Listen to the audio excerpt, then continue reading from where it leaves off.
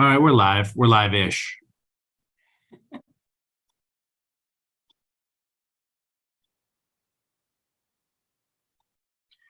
All right, so a couple of news items, and I lost my Word document. There it is. All right, welcome, Karen. I'm Mike. This is Gray Matters. We talk about the most interesting legal research questions of the week. I'm Mike with Gray Paper Legal. I'm Karen with the Hennepin County Law Library. Happy to have you back again, Karen. You've got a busy day before we launch into what we thought was the most interesting legal research items of the week. What do you have going on this day? Yes, well, this afternoon, the Minnesota Coalition of County Law Libraries, which is a group of staffed county law libraries, is putting on a couple of CLEs this afternoon. This is a group of law libraries that gets together regularly and just compares things of interest, fun reference questions, negotiating with vendors, things like that. Once a year, we put on a training for folks addressing questions that we've noticed coming up. And I'm super excited to have Bob McLeod this afternoon, who's going to talk about guardianship and conservatorship. He wrote the Guardianship and Conservatorship Desk Book, I think it's called, the Big Black Binder, published by Minnesota CLE, which is like the book in Minnesota on that. So he's just going to talk about common questions and trip ups in that area. And then we have someone from Mitchell Hamlin. What's her name? Natalie Netzel is going to talk about vicarious trauma. And she has written an article that appeared in Bench and Bar, Lawyers and Vicarious Trauma. Yeah, I saw that. June of 2022. Yeah. So she's given this a lot of thought, and it'll be really interesting. You know, when you do public service, you don't get to choose who you talk to, right? And we do see, people really are suffering. And I think people who work in public service maybe don't have as deep a well to draw from in terms of compassion. So it's good to think about these things. We had earlier on, we had Michelle Hayes from the Hennepin County Public Defender's Office. Right. She could tell you all about it. Yes. I'll have to recommend this to her. I hope there's a recording of that program. It's super valuable for her and her team, I'm sure. For sure, yeah. Yeah. I have a ton of questions. What do you have going on, Mike? You're going to a program today as well, aren't you? Yeah, I think so. I think I'm going to try to get the Mike Robach's presentation. Well, not his presentation. He's got quite a gathering of law librarians. Friday's just full of law librarian stuff this week. But they're going to be. He's got a program at St. Thomas School of Law, which is downtown, and they're going to be talking about teaching or strategies for getting law students up and running with legal tech, which I think it'll be interesting to hear. I'm just curious to learn how they define legal technology and what they think is going to be sort of the critical learning for something like that. It's be interesting. I think it'll be interesting. I remember in library school there was a little discussion going on years ago about whether librarians should know how to code. Was that important? Because we were moving to online everything, catalogs and so forth. And I remember one professor saying, "Look, I just need to know how to drive the car. I don't need to know how to build the car or fix the car." So I think that's kind of the similar question for law students. They need to understand enough to know, but how much do they need to know? Right, especially now. Sure, yeah. If the car exists, and that's kind of been the problem, right? Does the car exist? Is it available to drive? More and more, I think that's becoming the case with the so-called low code and no code systems. But I think that's still an open question whether or not we have. Well, yeah, I think so. And like in early days of cars, they broke broke down, and it was a good That's idea right. to know how to fix them. And That's right. maybe That's right. that's where our new lawyers need to be, to understand if their tech is working properly, and if it's not, what their options are. Yeah, yeah, and I think not everybody's system is set up to accommodate. It's not always a match. Anytime you're well, talking to a vendor too, it's about. So I have loads of questions about your day before we get too far into it, but yeah, but I'm just curious to know about the just fundamentally, even a few years ago, I may have been talking to, I don't remember, Damien or someone else while I was at the Bar Association, saying that the skills they really need to have are just this capacity to think of law as code, thinking about a statutory setup. My developer and I were working on a Airbnb app and realized we didn't understand the code as well as we should have. This is the municipal code. Our reading of it was not the same as, and of course, maybe the municipality, Minneapolis, didn't develop their forms in a way that necessarily made sense or tracked with the code. And in fact, when we called the city, we called 311 for some information on the short-term rental application. They're like, yeah, I guess we don't know. I'm like, oh, okay. Oh gosh, all right.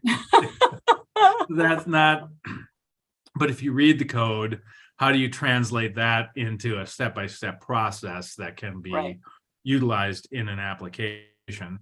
The deeper we got into it on this, we sort of learned that nobody really, it was unclear, and that they may have been treating it. There's sort of the way things are done, and there's what the code says. They're not necessarily working against each other, but the code doesn't always tell you what the process ought to be. Right.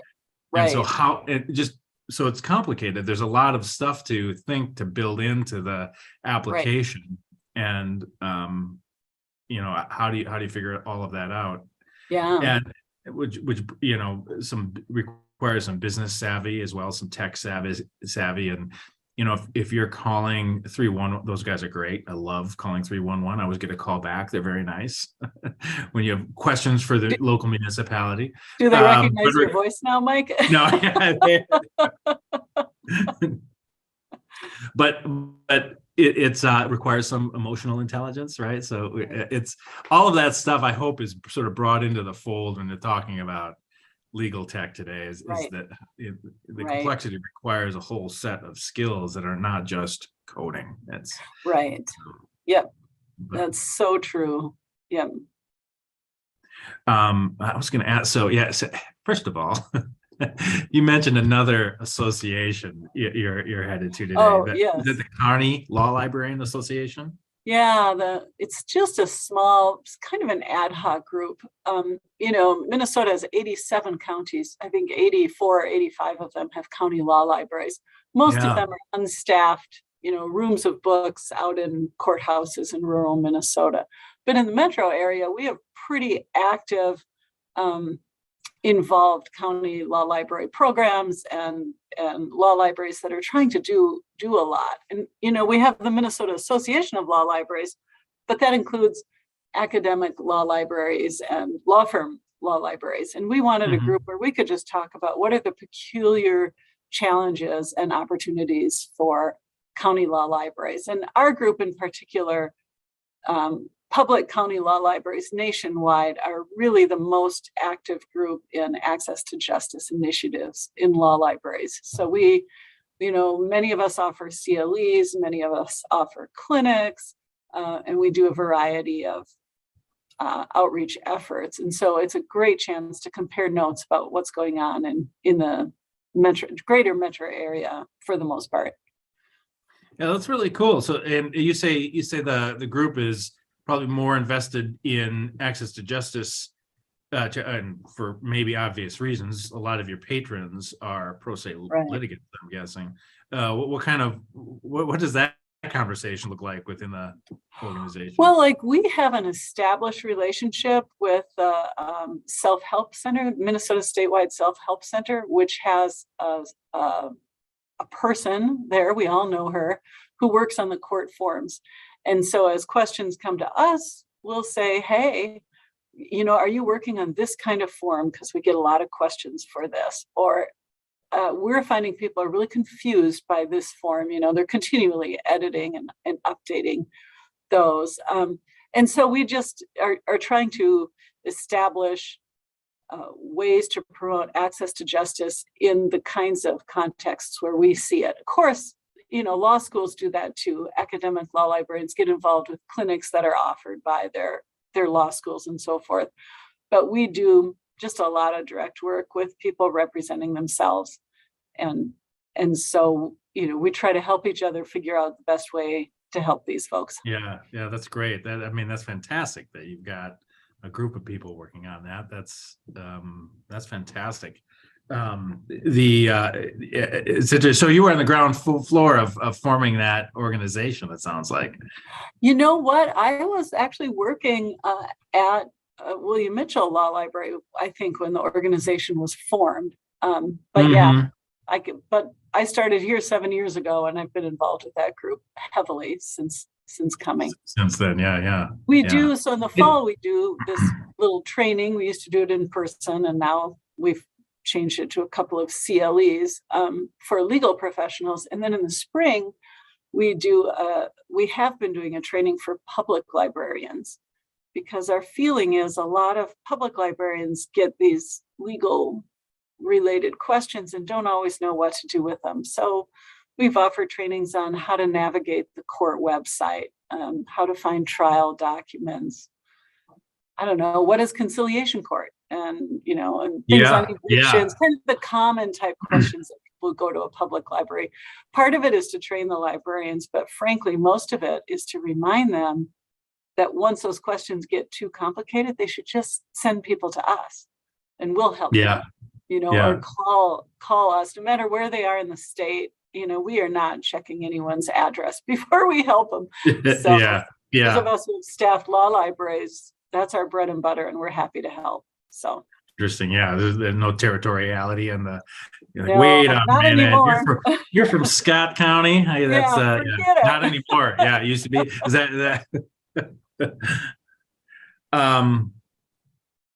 And so, you're a member of lots of us, the Minnesota chapter of the Association of Law Libraries, the national chapter, the Minnesota State Bar Association, this group.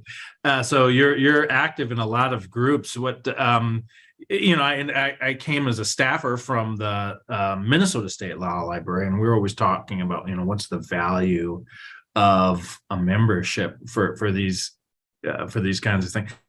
And to me, it sounds like you get a ton out of the county group. Yeah. I know. I remember early on, I talked with the folks at the State Bar Association. I was like, what's your secret to get people to join? Because I wanted to get people into my law library. Yeah. And they're like, we don't know, because people don't join as much as they used to. They used to. But I do. I'm a very, for being trained in law, I really receive information much better verbally.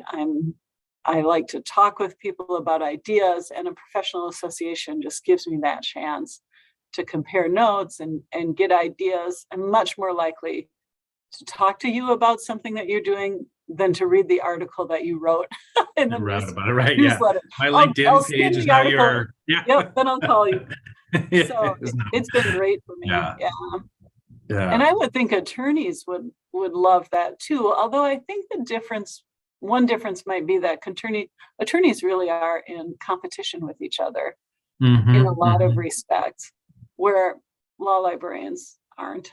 We just help each other for the good of the whole, because we don't have that economic model. And so, I think we've talked about before the conversation around with the enhanced paralegals and the limited licensed legal technicians. And there was some, not controversy, maybe even confusion, though, around what the role of the Bar Association was at that time, right? Are we here to reduce the barriers to justice? Are we here to close that gap? Or are we here to protect the profession, or or all of the above? Right. And there was some debate in the assembly about well, Yeah, first and yeah, foremost, you're supposed to be protecting our business interests, yeah, and there was disagreement about that, right, and I think that mission, that loss of mission, um, that's not clear right, within the assembly. You've got a right, challenge with the group, which is hard, but the profession has changed quite a bit.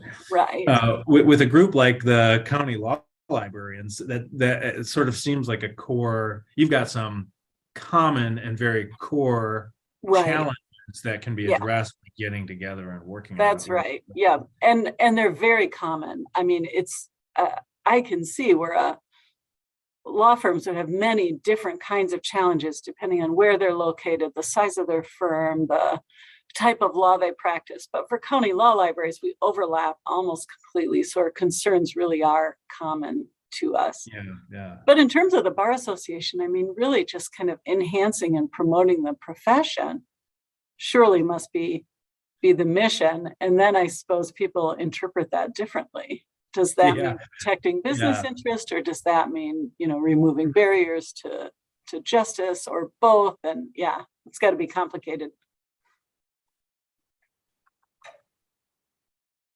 I remember I was there, 5 years, and can't remember what I was writing up. Something to do with the mission. Yeah, there's what we stand for. Is that sort of a bullet pointed mission? And DNI, well, that's leadership, get involved, our I values. I expressed the mission in some way, and somebody said, "No, that's not what we do. Are you sure that's what you have?" Like, I've been here 5 years, and if I should, that it should be, Right, hammered home. The time I spent at Clio, we want to transform the legal profession for all. There was kind of that one. I mean, it's maybe a little bit more markety, right, which is not a bad thing necessarily, in my view. But I knew what it was. It was, we talked about it every week, yeah, right? There was it was sold as yeah, or marketed to, or all the employees knew what it was, and sure, um, yeah. Oh, that's interesting. Yeah, that idea of professional associations. I guess I'm a joiner. They say the yeah, next generation coming up is not a generation of joiners. So yeah, yeah. But you get so much value out of it. It's not yeah, as if, um, and you're in a sort of a public facing role, I think, right. which, so the concerns are, not just related to the business of running a law library. It's, Right. um, it's policy related. Right. It's, so I mean, that kind of opportunity seems, ripe for an association type of, well, Yes. Yep. the good thing you're a joiner, because I think that's where someone in your role would be able to profit. I think, Right. I Right. imagine. Yeah. No, I think it is. Benefit accrues to the law library as well. So it's a win-win for me. Yeah, yeah, yeah. Well, very cool. Thanks for that. Sure. Kind of more excited for your day. I'm quite, yeah. I hope I get to see some of these events at St. Thomas today. There's Yeah. a huge lineup of law librarians. It's like I remember more than I'd say, what, 20 librarians on the panel. And Who is he marketing that to? Is it to law students then, this kind of symposium, or I don't know. There is, faculty? other academics, I would think. I Yeah. mean, there is an interesting conversation going on right now about what the pathway to the profession is, and even the law schools. We were talking about this a little last week. Mitchell Hamlin had a program of alternative pipelines to the profession, which I Right. thought was pretty remarkable considering that's a law school. But I think Right. they're acknowledging, there is a justice gap. Right. Nature of the profession is changing. Are we only preparing lawyers to, graduate at the top of their class so that they can work for, the large law firms? And, what are we doing here? Are we Yeah. serving the public, or are we, advancing our students to highest possible employment? Or, what are we doing as a profession? So, Yeah. Kurt, and I think the law schools are actually working on it, and I imagine that's part of Mike's process as well. Sure. Yep. Yep. Okay. We are at 8:20. Let's chat a little bit about what our most interesting legal research pieces were this week. I had up here on the screen the Filevine announcement, which has now I feel kind of bad for them. They were they got a bunch of money. This is how Bob Ambrogi put it. They got a bunch of money. They had to figure out what to do with it, so they created this proprietary document format, which they're hoping becomes the new legal standard, right? So not Word, you're going to use Filevine's product for document generation and document automation with document assembly in the .vine format, which it's funny because I spotted this first on social, just Twitter and LinkedIn. People saying, "What this is crazy." And not even Bob Ambrogi's. I sort of view him as a straight up journalist in many respects. He kind of calls it like he sees it. I feel like. What did he say? The .vine format can become the legal where they.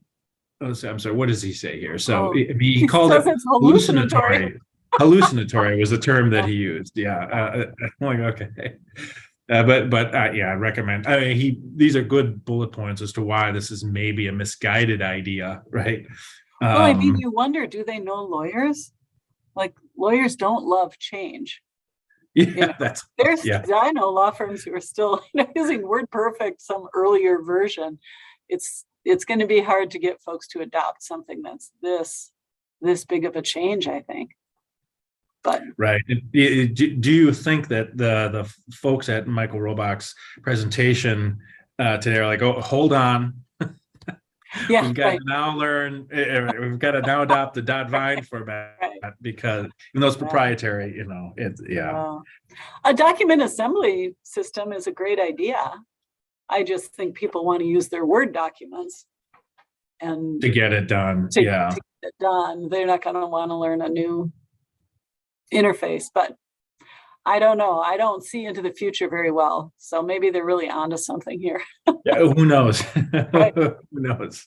Could be. If it is, I mean, Bob Ambrogi's point was that we already have a standard. It's Word, and exactly. That doesn't mean it couldn't change. I still regularly talk to attorneys who are asking me about WordPerfect, which I have not seen, and I haven't touched in a long time. But they loved it for sure. Yeah, I loved it. I thought it was a better word processing tool than Word. It's just the world went to Word. Yeah. I mean, what are you going to do? What are you going to do? It's a VHS. It's not a. It's not exactly.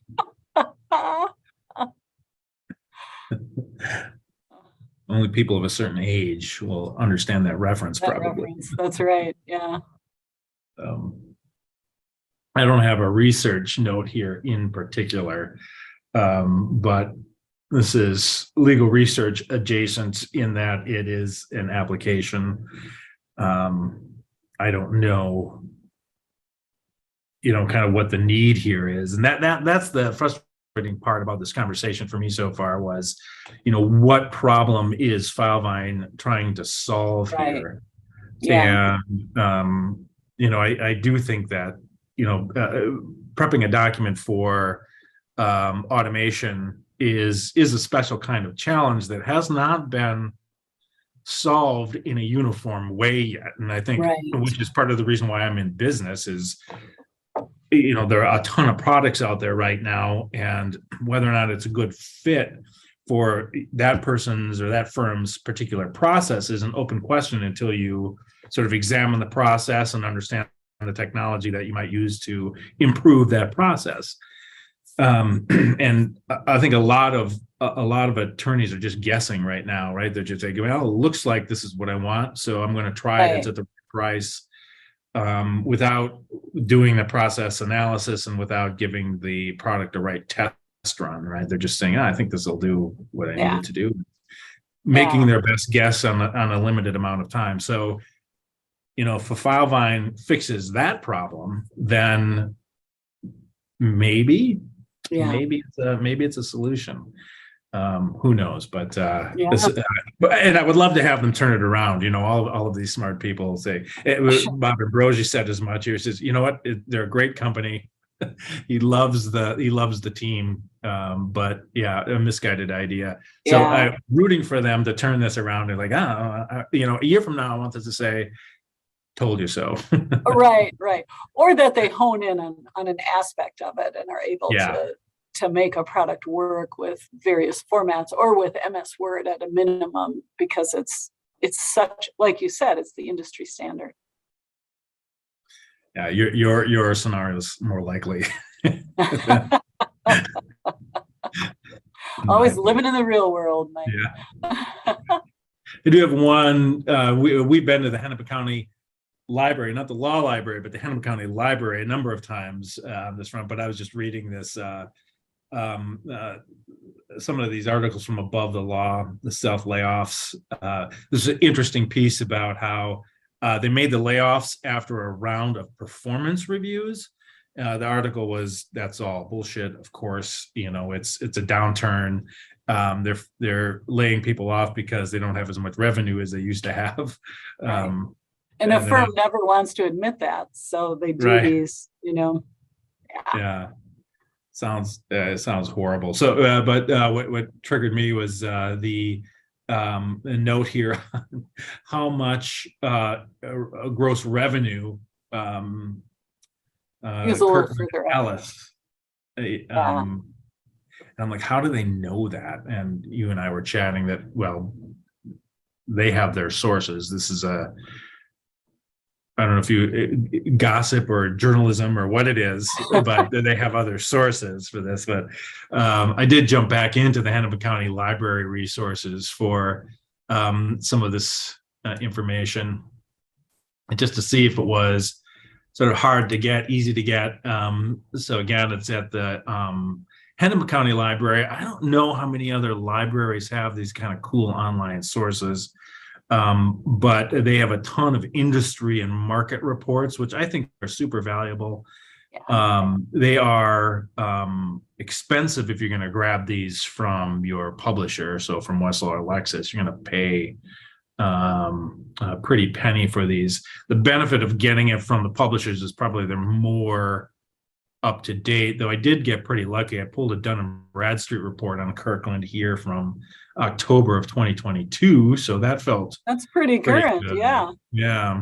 And a very nice outline. These can be quite cursory, but gives you, including the financial summary here on page 7. And then I love this is like forgot what we used to call these sort of Research Plus. I forget, there used to be a term at Westlaw we use for suggested sources that came up on the right-hand side. These are news articles, all available to read. So very cool resource. And I did the business market and research collection from that. I also found that I had one other result here, but they had like these go to lunch reports. Where you just have a high level overview with some questions you might want to ask if you're courting them as a client. Smart questions to ask the C-suite about their business. So super helpful information there. I thought it was cool. Cool results. I felt pretty lucky. I was able to get good results that were recent. The market, both market and industry reports, so you get the big picture and to know who all the players are.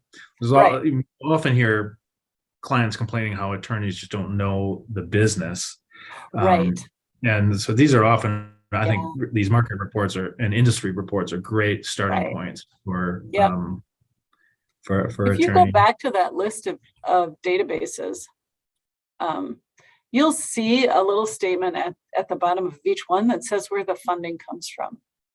So that one there that says it's purchased by Metropolitan Library Service Agency is MELSA. So the MELSA libraries are St. Paul, Ramsey County, Hennepin County, Dakota County, all the kind of metro area libraries. So your library card down in Dakota County, for sure, all the MELSA libraries are going to have these databases. And then some of them say subscription purchased with funding from Hennepin County property taxes. And then Hennepin County Library has that. And if another public library has it, they've paid for it out of their own dollars, not through a consortium. And then you'll see a couple of kind of this, a couple of specialized spendy ones are actually funded by the Friends of Hennepin County Library, which is sort of a fundraising arm of the library. I think there's one maybe that's on grants. What is that grant database? Anyhow, so it's interesting, those little notes, you know, our eyes tend to just skim past those, but that can tell you a little bit about the likelihood of finding that in a different library. That is the greatest research tip I've ever heard. That is true librarian. Librarian wonkiness all the way. Yeah, that is awesome. If but it's a MELSA resource, good to know, right? What's MELSA? What's a consortial purchase? And then there are something called ELM databases. So some of those, I saw one here. Yeah. Those are negotiated on a statewide contract by Minitex, which is a statewide library organization. And so you'll find ELM databases at public libraries throughout the state because they're offered at a really competitive cost. So we have the ELM databases here at Hennepin County Law Library because it's all negotiated and set up for us, and why not? But that's why Hennepin County Library's list of databases is really impressive, Mike, I have to say. Yeah, it's one of my favorite spots to go. But just like you said, I always wondered why this information was here. Why do I care? Yeah. How this is funded, and you just told me why. Yeah. Right? Yeah. It gives you a clue as to what you might find in another. Yeah. And also, I believe it's true that even if you have a library card from another jurisdiction, if you register it with the Hennepin County Library, you can use your barcode from your library card to get into these databases. Because that's an ongoing conversation. How much is Hennepin County Library underwriting research needs for for other colleges? Well, and in fact, I did call them once to say, if again, if I'm in Scott County, do I have access to these? They said, sure, we have you can associate I forgot the exact terminology. It said almost in every county, 87 counties, you can use that card to access these databases. So it's not just a Hennepin County resident that can do it. She said there were a couple of counties, and I don't know why they're outliers, but there were a couple of counties where they had to do an extra couple of steps in order to make that happen. Yeah. I didn't ask her what the, I don't want to pick on a county. I don't know where it was, but what they were, but she said yes. And then it doesn't matter where you're from, you have access to those. You'll see too on this list a couple of resources we'll say for use in the library building only. So Westlaw is one of those. Hennepin County Library does have kind of a narrow Westlaw package, but you need to be in a library building to use it. That's a great resource for solo practitioners who aren't subscribing to Westlaw. If you just want to key cite something or pull the annotated statute and it's a Saturday, go find a Hennepin County Library branch and run that and email the results to yourself. Yeah, those are very nice. Or the subscription doesn't match. I've been to your law library times just because there's not a match between what I have and what we have a broader package than most solos and small firms do. Well, even I have 50 state coverage. I have all kinds of things, but if it's and I'm not sure kind of how Westlaw breaks down those you know, to me, it's like, oh, I think that's real estate, which should be in my, so Right. why is that not? Yes, I Um, know. Yeah. they, The they do a pretty minds good of the job. I mean, categorizers. Yeah. it's been rare that I've had to um, call out, but I think that, I found a survey on point once, and I was able to get that from your law library, which was Yep. awesome, because Yeah. that, you know, rather than spending $500 for the extra charge, I can go to the library and get Yeah. the Yep. 50-state Exactly. Yep. survey. That's what we're here for. Well, again, I've learned a lot. I don't know why this is my favorite tip of the week right here. Learning about the funding source as a method of finding out where you might find those tools. Thank you for that, Karen. You made my Sure. day. Well, Mike, anything I can do. Yeah. All right. Well, you enjoy your CLEs this Thanks. afternoon. Yep. Yep. And enjoy your tech conference, and we'll circle back next week. We'll report back. Thanks a lot, Karen. Great. Thanks. Have a good day. You too. Bye. Bye.